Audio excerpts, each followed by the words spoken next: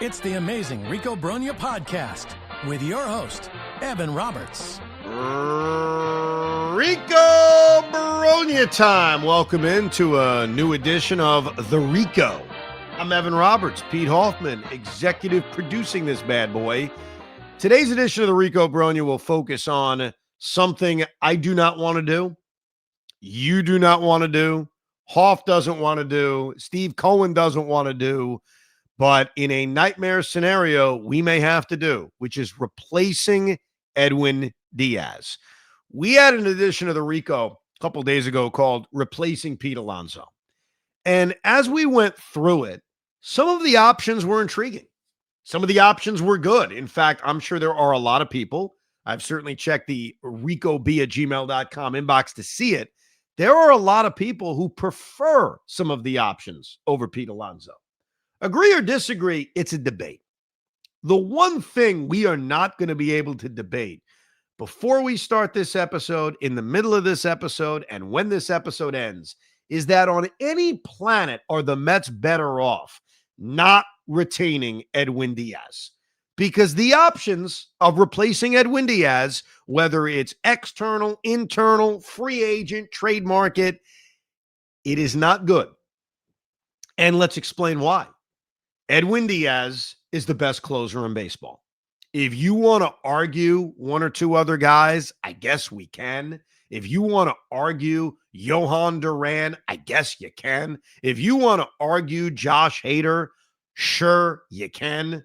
But Edwin Diaz last year in 2025 was an all-star. He pitched to a 1.63 ERA. He saved 28 games. He struck out 13 guys per 9 innings. His walks were some of the lowest we've seen of his major league career. He didn't blow a lot of saves. He only gave up 4 home runs. He was awesome. And the other thing about Edwin Diaz that is so valuable is that he can pitch here. And closing in New York is not easy. Ask Armando Benitez. Ask Billy Wagner. The Mets have had a lot of closers over the years, a lot of which have failed in the biggest moments. And I've said this before about Edwin Diaz, and I hope I'll be able to say it again because he's on this team for a long period of time. He may blow a save. It happens. He may blow the biggest save of them all. It happens. But it won't be because of balls.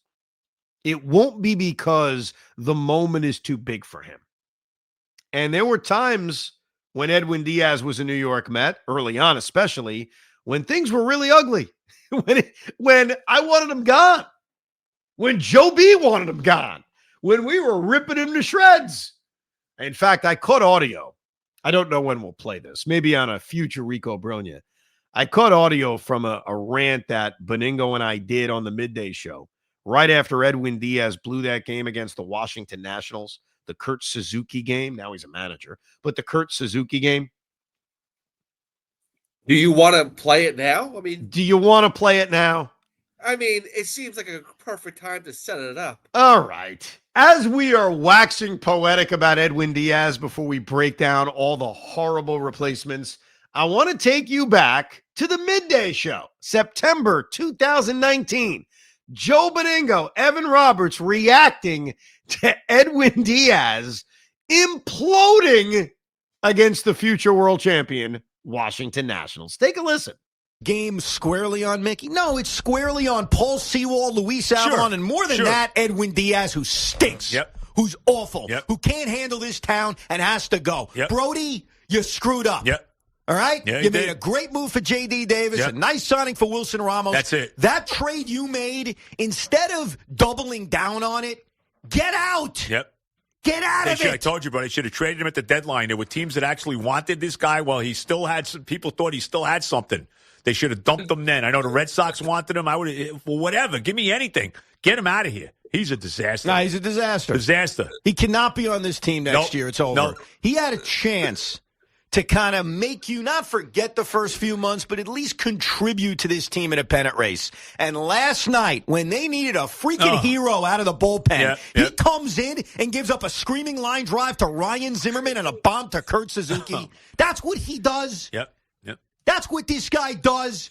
Brody Van Wagenen gave up premium prospects and took on Robinson Cano's awful contract for that. It was the Edwin Diaz trade. It always was. And it's been a failure. And what Brody Van Wagenen's got to do now is he's got to understand that he done screwed up. Okay? And you've got to move on. This guy is a disaster. And you were right. I'll give it to you. You wanted him out in June. All right. I was wrong. I was way too patient with this guy. Well, it's over. I'm done, especially after last night. Oh, that was unbelievable, man. You're right. That's the worst regular season loss since the last game of 08. You're 100% right. Wow. Hey, was I wrong in the moment? Listen, as you guys said, what a disaster. That's what that clip was. A disaster for you. I take an L. Beningo takes an L. Proudly, we take L's on that. It's also a testament to Edwin Diaz. It's a testament to that's how bad 2019 was. That's how bad the start of his Met career was. We were on the radio saying it, and we own it, and I'm glad we played that clip because we are not afraid of taking L's and being embarrassed. But that was the tone in this city. That was most Met fans. Most people listening to the Rico Brogna right now are probably laughing, but also saying, yeah, I thought the same thing. I thought the guy had to go. But he changed the narrative, and he's been great. And I cannot picture anyone else closing games for the New York Mets. Now let's get into why. Because on this edition of the Rico, we don't want to replace Edwin Diaz, but what if they have to? Let's start with the free agent market. Raisel Iglesias is a free agent. He had a weird year last year for the Atlanta Braves. He saved 29 games. He blew 5 of them. But in his last 18 games, he saved all of them. So he actually ended the season on a pretty good note. And his final numbers ended up okay, even though he lost the closer's job in the middle of the season. The problem is he's older, and you're going to hear this a lot. He's not as good as Edwin Diaz. That's the other problem. And, you know, with Alonso, you could argue, I don't want to give him a 5 or 6 year deal. Let me give him a short-term deal. And eventually he's just going to be too old and he's not going to be that good. And I'll find another slugger. I'll find another guy. Maybe one guy in my system will develop into being a Pete Alonso. The problem with Edwin Diaz, or at least replacing him, is what's too much years-wise? A 5-year deal? That's the deal Josh Hader signed. Like, are you that nervous about Edwin Diaz pitching at 37? Like, how bad he's going to be? I don't know if he's going to be bad.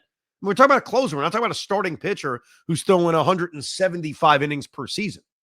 You know what I mean? And also, you get Iglesias on a 1-year deal, or anyone else we're about to go through. Then what? You know what I mean? Like, okay, great. I got a good year out of Raisel Iglesias. Then what? Iglesias is 37 years old. What happens after that? Like, you have him. He has a good year. And then you're kind of playing this game again next year. By the way, for the record, Raisel Iglesias will be 36 in 2026. So I do want to be accurate about his age. But he is a free agent. He is available. Let's get to Kenley Jansen. Look, Kenley Jansen has a legitimate chance to end up in the Hall of Fame. I don't view him necessarily as a Hall of Famer, but he has 476 career saves. He is likely to get to 500. He is coming off a really good year with the Angels. And I don't think enough people know that because it was the Angels. And so we didn't care. They weren't in a pennant race. And Kenley Jansen, if you look at his career now bouncing around baseball from the Dodgers to the Braves to the Red Sox to the Angels, he cares about closing. And so I know the Mets were interested in Kenley Jansen a year ago, but they were never getting him because Kenley Jansen wants to save games. And that actually concerns me. And I'll tell you why. I love the fact that the Mets, not just under Buck Showalter, but to a lesser degree, but to some degree, under Carlos Mendoza, use Diaz in those 8th inning, I need a couple of big outs, I'm going to go to you spots, and then sometimes won't even use him in the 9th inning. Now, more times than not, Mendy did, but I like using Edwin Diaz as a weapon, and Edwin Diaz has already shown you he doesn't care. He doesn't care how many saves he ends up with. If he gets 6 or 7 holds because you use him that way, no problem. I don't know if Kenley Jansen's like that. Kenley Jansen is at the end of the road. He is going to be 38 years old for this upcoming season. So how many more years he has left, I have no idea. I think, and I have no issue with this, I respect this, I think he wants as many saves as possible. And I don't know if I really want that. Plus, how many times am I going to be able to use Jansen the way I use Diaz to get 4 or 5 outs? Last year with the Angels, he only had 2 4-out saves. So it's not something he does very often. Now, I'll admit, if they lose Edwin Diaz somehow, some way, and they've got to pivot, you can do a lot worse than Kenley Jansen, just based on the fact that we know he can close. I don't think the moment will be too big for him. I don't think he comes here and struggles, but he's not ideal. Let's get to Robert Suarez. Robert Suarez is an interesting one because he actually has an opt-out, much like Edwin Diaz, and he's going to use it because even though Robert Suarez isn't quite Edwin Diaz over the last 2 years, he has saved 76 games. He's been an all-star. He's been one of the better closers in baseball. And so he's got a chance to get a big payday. He is older than maybe you realize. He's going to be 35 years old on opening day. 35. So if Robert Suarez is looking for his big payday, he's probably going to do it on a 3-year deal. He's 3 years older than Edwin Diaz. So any amount of years that you're afraid to give Edwin, you're going to give it to Robert Suarez? I mean, I would take 3 years off if we're being consistent. So if Robert Suarez needs a 3-year contract, that means I'd be good giving Edwin Diaz a 5 or 6 year contract. Why wouldn't you be? Why would you be okay giving that to Suarez, who's 3 years older than Edwin Diaz? Again, much like Kenley Jansen, this is not a horrible option. This is not an incredibly big downgrade, but it's a downgrade, and he's older. And Suarez, you have to wonder about, okay, can he handle New York? It's great that you've been a good pitcher for the San Diego Padres, but what happens when you come to New York? Devin Williams. Devin Williams is a guy who, I mean, he's been an elite closer. A couple of years ago, when we were talking about who the best closer in baseball is, Devin Williams was in that short conversation, maybe ahead of Edwin Diaz. He comes to New York this year in the trade with the Yankees. He does not have overall a great year. He finished strong. He ended up being one of their more reliable relievers. He also was not their closer. Hoff, I ask you, you were a huge fan of Devin Williams. In fact, earlier this year on the Rico Brogna, you were quoted as saying, I trust Devin Williams more than Edwin Diaz. You've obviously since apologized for that. Where do you stand now on Devin Williams? He is a little bit younger than Diaz. He's 31 years old. He has now the experience of New York. He's been an elite level closer. Devin Williams.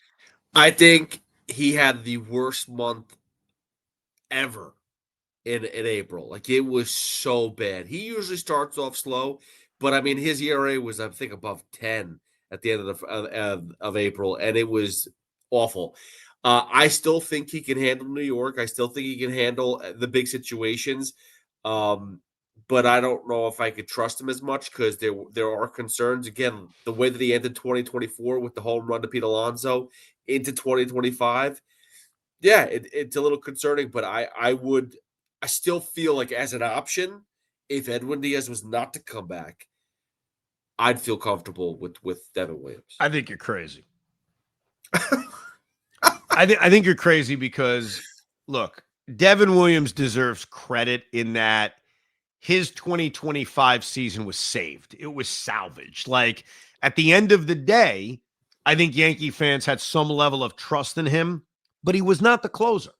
Right? He was no longer the closer for this team. And by the way, his lasting image, I guess, in that final game against Toronto was giving up a huge hit that let the game slip away.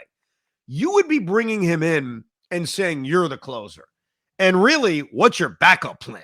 Like, if things go bad, like who AJ Minter steps up a year removed from a major injury? If this was a year ago, if we didn't have the New York experience, and I admit maybe I'm biased towards watching them every day and struggle with the New York Yankees, I would be more open to it. I'd be very concerned about Devin Williams being the closer. If you want to add Devin Williams as a setup man for Edwin Diaz, different discussion. But in terms of replacing him, I believe it or not, I'd put him behind Kenley Jansen, as crazy as that sounds, because I feel more like I'll get a good year out of Kenley Jansen. I would. I feel like despite some of the issues I may have with him, I feel like I won't get a blow up from him. I think Devin Williams is a candidate for a blow up. No, I get the blow up aspect of it, but the one thing I will say is you can't deny the fact that the guy still has strikeout power. Like this, his strikeouts are ridiculous. 90 strikeouts and 62 innings pitched. I mean, that's pretty phenomenal. I know he was high walks, a little bit more walks than you want. Everything was a little bit bad this year for Devin Williams. But again, the fact that I think that he can figure it out, he still has an airbender that always scares me. Luke Weaver, while we're on the New York Yankees, Luke Weaver is also a free agent. He had a terrible season and became unpitchable at the very end. Luke Weaver is one of those guys where, and we're going to do reliever Ricos, reliever free agent Ricos, starting pitching Ricos, where we'll be specific about, hey, would you want this guy? This is about replacing Edwin Diaz. Luke Weaver as a replacement for Edwin Diaz is a disaster. Luke Weaver as a signing for this bullpen is something I'm actually really intrigued by. I think that, and he made it very clear at the end of the season that there was something going on with the coaching staff and what they were asking him to do, that a change of scenery will probably benefit from him. And who knows, maybe the new pitching lab, God knows what that looks like because there's so many coaching changes, but he's a change of scenery. And I don't mean city scenery. I mean coaching staff scenery where he could benefit. We saw what he was capable of doing prior to his injury and last year when he took over the closer's role. But replacing Pete Alonso, no thank you. Pete Fairbanks is not a free agent. There is a $12 million team option on Fairbanks. I think there's a really good chance the Tampa Bay Rays would shop him and would trade him. Would I go after him? A couple of things about Pete Fairbanks. He's not that young. He's going to be 32 years old at the start of the season, so you're not exactly gaining age when it comes to Edwin Diaz. I think he's a solid closer. I think the last 3 years for Tampa Bay, that would be my definition. He's solid. I think as a replacement for Edwin, you could do far worse, but you also have to keep in mind, what are you giving up? Because I assume Tampa Bay is going to pick up that option on him. And then they're going to trade him, and that's an affordable amount of money, $12 million on a one-year deal. And so what are you now having to give up on top of other moves you want to make to go out and add a Pete Fairbanks? Kyle Finnegan is a free agent, and Kyle Finnegan has closing experience. That's one of the things I'm going to be intrigued by if I'm looking to replace Edwin Diaz. Kyle Finnegan was a closer with the Washington Nationals, was kind of okay up and down this season, but was really good with Detroit after being traded to the Tigers. Kyle Finnegan would be a guy I'd love to add to my bullpen, but in terms of replacing Edwin Diaz, that makes me very, very nervous. Emilio Pagan ended up becoming the closer for the Cincinnati Reds this season. This was his first year of truly being a closer. He had some closing experience with the Rays 6 years ago, ends up saving 32 games, pitches to a 2.88 ERA. No. We run into the same problem. Like, solid reliever, I'd love for him to set up for Edwin Diaz, but that's another guy who to me is just it's a major downgrade. Kirby Yates a couple of years ago was one of the better relievers in baseball. See, 33 games in 2024, but this past year with the Dodgers was an out-and-out disaster. Pitched to a 5.5 ERA. He's nowhere to be seen.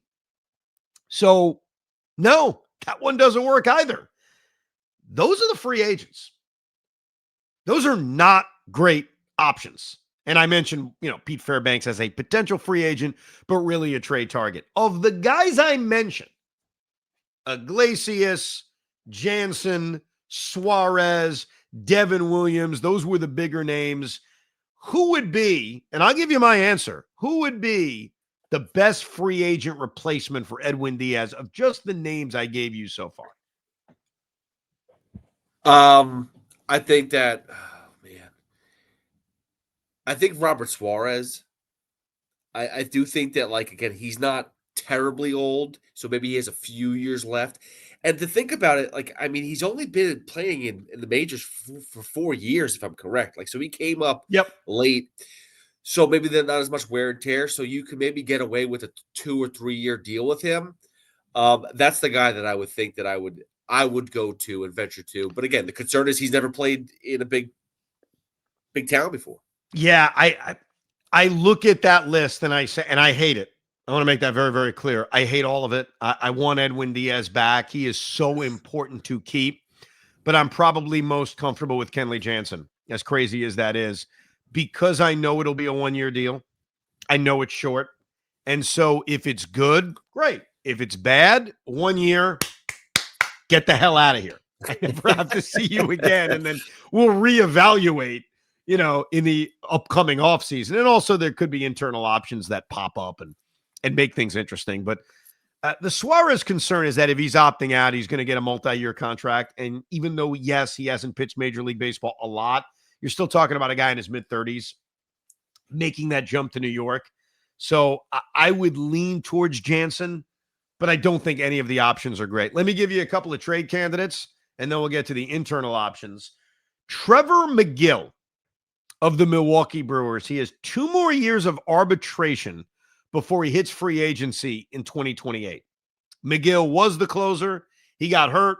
He came back. They ended up using him sometimes as an opener. You reignite or reunite the Megill brothers together, even though Tyler is going to miss probably all of the 2026 season. My concern about this, and I know that Edwin Diaz is a great example of trading for relievers and it working, even if that clip from 2019 doesn't sound that way, you're going to have to give up a lot. And that scares me. You're going to give up a lot for a guy in Trevor Megill who you don't even know how good he is. Like, none of us really know how good he is. He's going to be 32 years old, so he's not even that young. And this past season and the year before that for half a year was really the first time he closed games. So he is not a fully experienced closer. He's got great stuff. He's a big boy. I don't know. I think also what you have to give up scares me. Dennis Santana. I can't believe I'm saying this son of a bitch's name because Dennis Santana was us. He was on the Mets.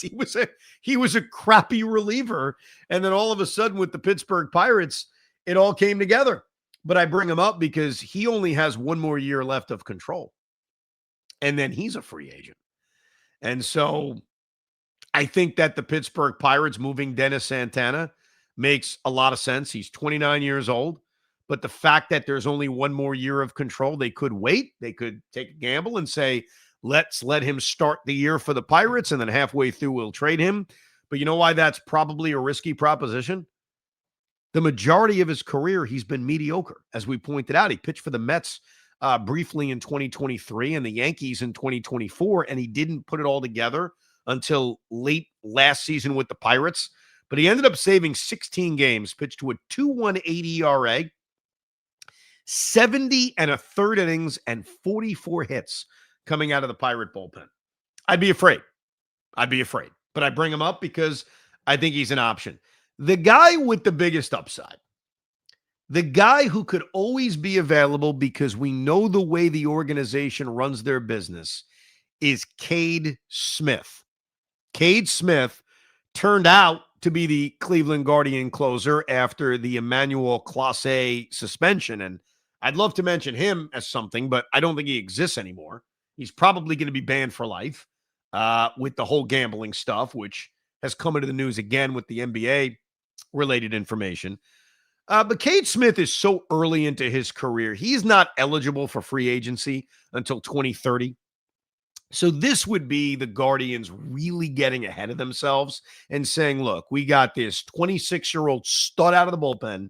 Since he's come up, he's been nothing but amazing. He was incredible in 2024 when he got Cy Young votes and finished with a 1.91 ERA. He backed it up this year with 76 appearances. He was one of the better relievers in baseball. Again, do we cash out and get an obscene return? Or do we say, no, we got 4 more years of control. Why are we rushing this? The concern about getting involved in a trade like this, if the Guardians made him available, is you're going to have to give up a ton. And do you have an appetite to do that? They're going to ask for one of the top pitching prospects. Do you have an appetite to do that? They're going to ask for Jet Williams. Do you have an appetite to do that? I think the Edwin Diaz thing, it ultimately worked. I mean, they gave up a top position player prospect. So, we sit here today and we say Jared Kelenic for Edwin Diaz. And I know there were so many other pieces involved, taking back Cano's contract, the whole thing, but it worked. I mean, we almost laugh about the fact that we were worried about Kelenic in that deal. So it could always happen with Cade Smith, but it's really risky. I also lean towards the Guardians not making him available. It was more one of those things. Hey, why not? They sometimes do get way ahead of the curve. So those are the trade options. Those are the free agent options, and they are not good. So let's get to the internal options, because there are internal options. Now, Hoff, I'll ask you to guess. There is a guy currently on the New York Mets who probably pound for pound may be as good of a closing option as any of the names I just mentioned. Who am I thinking about? P. Let me guess. Klay Holmes? Thank you. You're welcome. You had me worried for a second. I was like, No. Really? You can't think of this? This is more realistic than we realize. I think the Mets obviously want to keep Edwin Diaz. And I rack my brain for, well, how do they lose him? Is it a team just blowing him away and David Stearns going to Steve Cohen and saying, I'm sorry, I can't give a 6-year, $120 million deal, which is absurd for anyone listening. I'm not even suggesting he's getting that. I'm more trying to figure out a way where the Mets would be okay with letting this guy go, because clearly he wants to stay. I think under this nightmare scenario where they lose Edwin Diaz, I think there is a decent chance David Stearns would look at his roster and say, you know what? I'm better off getting Dylan Cease on a 1-year deal. I'm better off making the big trade for an ace. I'm better off relying on Sean Manaea and Kodai Senga than relying on any of the crap I just mentioned and telling Klay Holmes, look, bro, we know you can do it. This may not be forever, but this is for right now. We need you to close games. I don't think this is going to happen. I'm just saying, like, if they lost Edwin Diaz, isn't that the ultimate break glass in case of emergency guy to go to? Yeah, it would be, but my God, like that's such a bad way of thinking about it. But the problem is the way you laid it out, that's probably how David Stearns is thinking about it. The way we know how he thinks, unfortunately. What do you mean by that? Well, David Stearns is always trying to be creative and save a buck. Let's be serious. Well, I mean, you mentioned in the last podcast with Pete Alonso, like, I don't really know if David Stearns wants to sign or give out a huge deal for a first baseman than Pete Alonso. He'd probably want to go for a cheaper deal with other players. I mean, that's just kind of how he goes. That's how it always goes with him. I don't think that's fair. I think look, Edwin Diaz and Pete Alonso are very different. The negative feelings that we assume he has about Pete Alonso is that he's not a good defender. Okay. And they're concerned about how he's going to age as a right-handed first baseman slugger. What does he look like at 33, 34, 35? Even if we don't share those opinions, I don't think that means David Stearns hates spending money. I don't think there's any proof of that. The Mets have spent a fortune. I think it's his concerns about Alonso as a ball player. We have seen no evidence whatsoever that he has concerns about Edwin Diaz.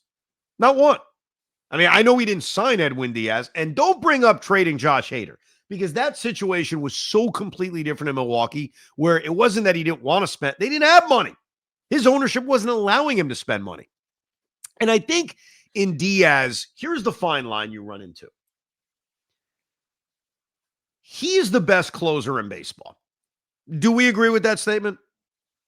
Yeah, I don't think there's anybody else right now. He is effing impossible to replace. We just went through all these names on this edition of the Rico.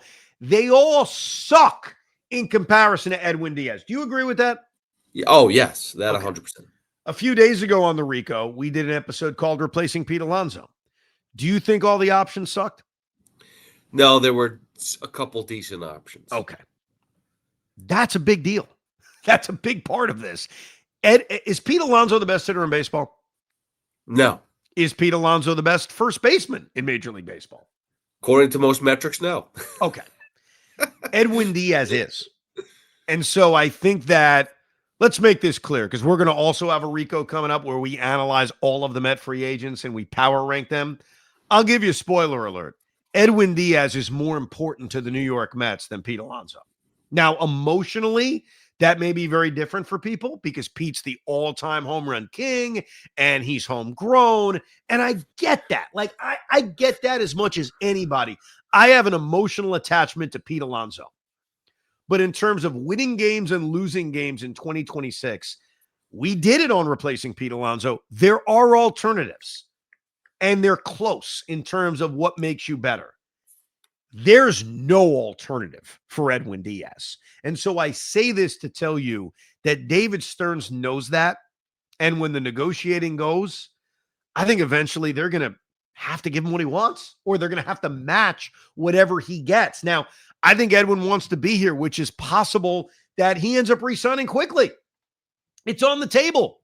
It's a part of why I wanted to release the Replacing Edwin Diaz podcast as soon as possible, because they could effing sign him. And then the podcast has been completely outdated. So I think that they know it and Edwin knows it. You know what I mean?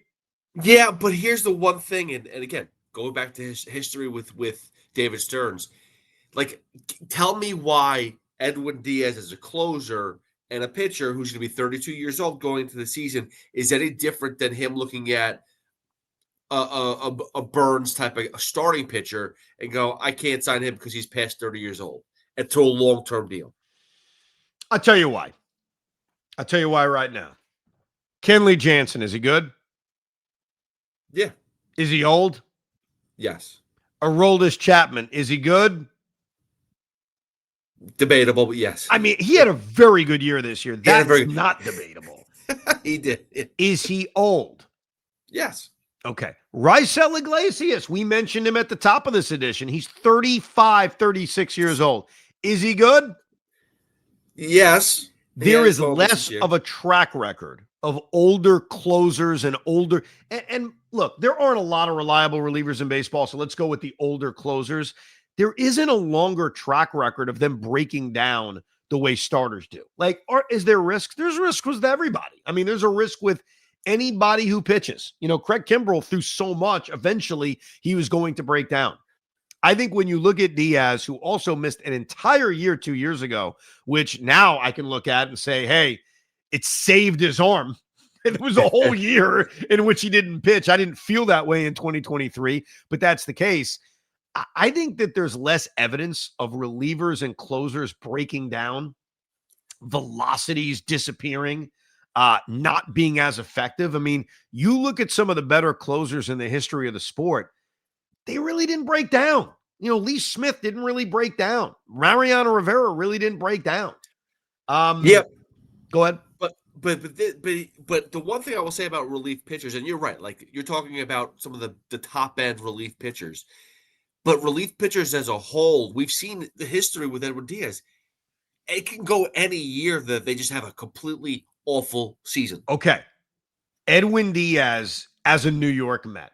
And now we have a sample size of going back to 2019. So he's been here for a while. That first year was an awful year. We all agree. Since then, he's had years that aren't as good as others, but he's been here for 5 complete seasons. I'm going to eliminate 2023, didn't pitch. So 5 complete seasons since 2019.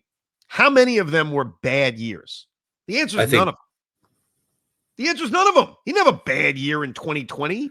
He didn't have a bad year in 2021. He went out and saved 32 games. He pitched with 3.5 ERA. Wasn't as good as the following year. Wasn't as good as 3 years later, but his numbers with the New York Mets since his first year, and really you want to go back before that to his first few years with Seattle, he's been actually really consistent. If the argument is 2026 won't be as good as 2025, of course, like that is absolutely on the table. Like his 2024 season wasn't as good as 2022. His 2024 season wasn't as good as this 2025 season. We'll never deny that. But even his worst years, and I'm not talking about stretches, his worst years are still not bad. So if I'm David Stearns, and again, I think what you're doing, and Beningo does this all the time too, is we are stereotyping David Stearns into, well, since he came from Milwaukee, and since there's a perception he doesn't love Alonso, he doesn't want to spend. Is that really true? I mean, do we buy? And because he doesn't love giving long-term contracts to starting pitchers in his 30s. By the way, offered Yoshinobu Yamamoto $400 million essentially. So some starters he's willing to offer money to. I don't think it's fair to just assume he doesn't want to pay Edwin Diaz. Is there, and I did it too. I remember earlier this year thinking, boy, if Edwin opts out, is David Stearns going to want him back? I'm trying to be rational about this. I have no evidence that he wouldn't want him back. And I think the more you look at the free agent market and the trade market, he'd be nuts to not want him back, because how do you replace what he brings to this team? No, and I'm not fighting you on that. I just think that, again, maybe I'm lumping him in with everything else he's done in Milwaukee because they didn't have a big, budget. But I do see him last year with how he put together his starting pitching. And that was basically, let me just put some gum here, let me put a scotch tape here and hope it'll work out. And it wasn't, and he spent money, but it wasn't like you could have gotten an ace potentially, and you chose not to do that because he wants to piece things together. Let's get through some other internal options. I'm going to throw names at you. Again, not ideal. We all want Diaz back. I think I gave you a passionate argument for it, but Sean Manaea as the New York Mets closer. Your thoughts? Terrible. That's all I think of is terrible. I mean, a closer? I mean, no. He actually could be really good at that. I'm telling you right now. Lefty reliever. You're only asking for one inning. You know he could extend it if need be. I think, and remember, we've seen Manaea pitch really well at the beginning of the game and then fall off completely. So why not?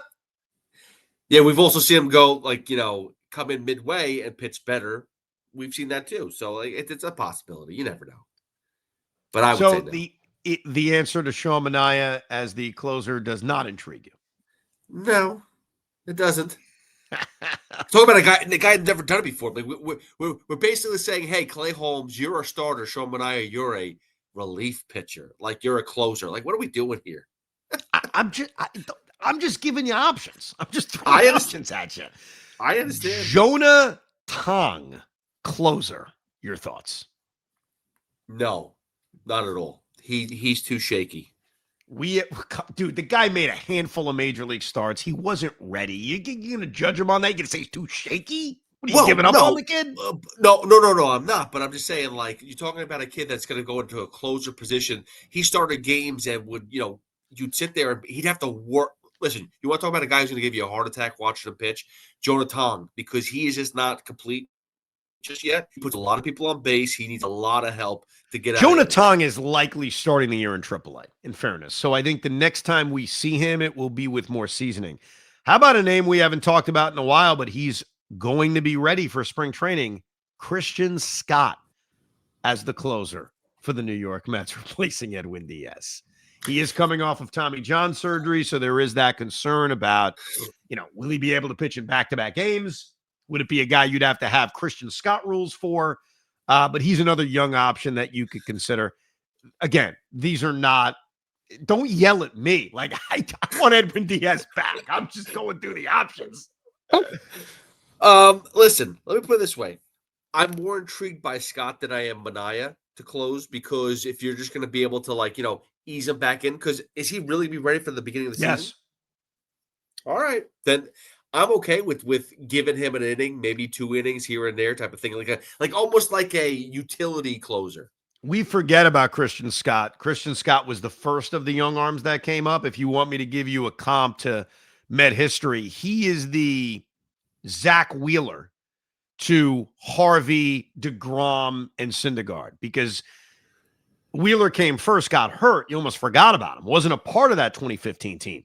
Christian Scott got hurt. You almost forgot he wasn't a part of the other young pitchers coming up at the end of the 2025 season. Other than that, like, the internal options aren't really there. I mean, AJ Minter has closed before, but I don't think it's something that one would have confidence in. Here's the reality. And I think that replacing Edwin Diaz, this episode of the Rico has proven it. The Mets may have to get uncomfortable in paying Edwin Diaz what it takes to keep him. Now, you look at the free agent market and you wonder, okay, are there teams that are going to throw a bigger contract than what Josh Hader got? Remember, Josh Hader signed a 5-year, $90 million deal with the Houston Astros. So is there a team that says, we'll go beyond that? We're going to go 6-1-10, something of that nature? I don't know. Like, I look at the other big market teams, the Dodgers with all their deferrals, and their bullpen sucks. We know that. Are they throwing out $120 million at Edwin Diaz? The Yankees, I don't think they will. I think that their bullpen, not that their bullpen is set, but I think they're comfortable with Bednar and Doval coming back. I do not think they're throwing a ton of money at Diaz. I don't think the Red Sox are necessarily doing that. Are the Cubs? Like, where's the competition coming from, and what does that figure look like? But I think this is a moment where Cohen and Stearns have to realize that even if it's not something you love, even if it's more years than you wanted or more dollars than you wanted, I think what he's done with this franchise, being here as long as he's been here, I mean, 7 years the guy's been here, which is crazy. I think his impact on Met history already has been felt. I think he's one of those guys you have to bring back. And you have to kind of hold your nose, even if you don't like the contract, and bring him back, not just because you don't want Met fans rioting, because you want them to show up at Citi Field. You can't lose Diaz and Alonso, but also, as this episode, I think, has gone through carefully, replacing him feels impossible. It feels like a really, really tough task. Do you think that if they do pay the man, pay Edwin Diaz what he wants, that's going to hinder them from doing other things financially? I mean, it may impact how much they want to spend on the rest of their bullpen. I think that if you're allotting that much to Edwin, and hopefully it's not even going to be the money, bro. I think it's the years, because I don't know how much more per year Edwin is truly going to get. Like, the closer market feels like it's got those kind of caps. And even if it's more than what he just got, like, it's not an obscene amount of money more. I think it's more the years. And like I said, I mean, you look at some of these other closers that have aged well, I'm not overly concerned about it. Like, I look at Edwin Diaz at 36, and I can still see him pitching at a very high level. So does it impact what they do otherwise? I don't think so, because I think they have to know in their budget that Edwin Diaz coming back is best for them. And he was just making a lot of money before the opt-out. And one final question. Any chance we could defer 98% of his contract to like 5 years after he retires? I love it. I think that's what the Mets should do this offseason. Just follow the Dodger deferral plan and defer everything. Your thoughts out there. If Edwin Diaz isn't back, who do you want closing for the New York Mets? The RicoB@gmail.com. The RicoB@gmail.com. We will go through not just what we've done over the last few days on Diaz and Alonso, but the other Met free agents, and we will power rank them coming up on future episode of the Rico Brogna. We're also going to check in on all your opinions on replacing Edwin Diaz and replacing Pete Alonso with a mailbag edition of the Rico. You can get in on it by emailing us at thericob@gmail.com. Thank you very much for hanging out with us and listening to another edition of Rico Brogna. We hope you enjoyed this episode of the Rico Brogna podcast. It's amazing, isn't it? Make sure you download it now to keep it on you at all times.